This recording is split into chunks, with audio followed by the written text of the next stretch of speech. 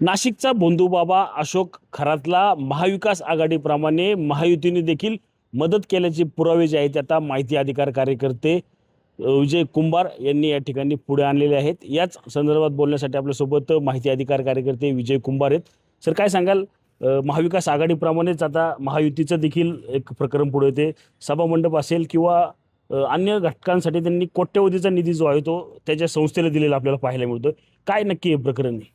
हे बघ, कालच मी तुमच्याशीच बोलताना म्हटलं होतं की एकूण सगळा प्रकार 25 वर्षातली या बाबाची वाटचाल बघता, त्याला राजकारणी, मंत्री आणि अधिकाऱ्यांनी जो काही सपोर्ट केला आहे ते पाहता हा बाबा सरकारी बाबा आहे की काय सरकार पुरस्कृत, अशी शंका घ्यायला जागा आहे। परंतु ते एवढ्या लवकर खरं होईल असं वाटलं नव्हतं। आता सरकारनेच ह्या बाबाचं जे काही तिथं स्ट्रक्चर आहे त्याला मंदिर म्हणायचं धाडस मी तरी करणार नाही, परंतु ते जे काही संरचना आहे ती शासनाच्या खर्चाने उभा करून दिली।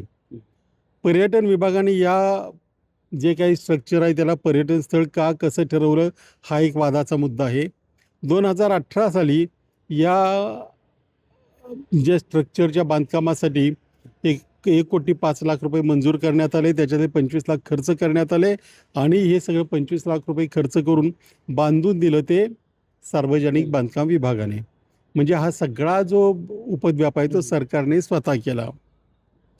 आता त्याला सिद्धक्षेत्र ठरवलं कोणी, त्यावेळेला मंत्री कोण होते, सचिव कोण होते, हा प्रस्ताव मांडला कोणी, याची कायदेशीर वैधता तपासली कशी, हे मंदिर कायदेशीर आहे का, जमीन खाजगी आहे का, सरकार आहे की आणखी काय आहे, हे सगळं न तपासता किंवा तपासताना चुका करून याच्यासाठी निधी देण्यात आला। सभामंडप बांधलं, भक्त निवास बांधलं, चेंजिंग रूम, स्वच्छतागृह सगळं शासनाने करून दिलं। हे कशासाठी करून दिलं? म्हणजे मी मागेच म्हणलं होतं की या बाबाने हे जे काही मंदिरासारखं बांधलं आहे ते पुढे असे काहीतरी महिलांची छळवणूक, महिलांचं शोषण करायचं, हे काळे जादू करायची यासाठीच बांधलं होतं।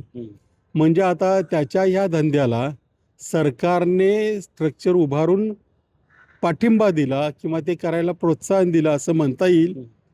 त्यामुळे आता याच्यामध्ये जे कोणी आतापर्यंत 25 वर्षात जे दोषी होते त्यांच्यावर कारवाई झाली पाहिजे आणि हा शासकीय GR आहे, त्याच्यामुळे हे सगळं कायदेशीर व्हायला पाहिजे, अगदी वित्त विभागाच्या मंजुरीपासून। त्यामुळे ज्यांनी हे केलं त्यांना तातडीने गुन्हे दाखल करून अटक झाली पाहिजे। अन्यथा राज्य शासनावर जो काही उरला सुरला विश्वास आहे, आत्तापर्यंत राज्य शासन चौकशी करेल का, खरंच गुन्हेगारांना पाठीशी घालतील की काही शिक्षा करतील असं वाटत होतं। आता हे प्रकरण आल्यानंतर तो संशय आणखी बळावला आहे, त्याच्यामुळे आता त्यांच्यावर गुन्हे दाखल करून अटक झाली पाहिजे।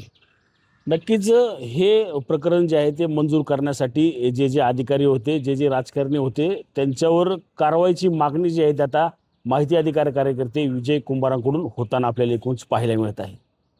रणजित जाधव, TV9 मराठी, पिंपरी चिंचवड।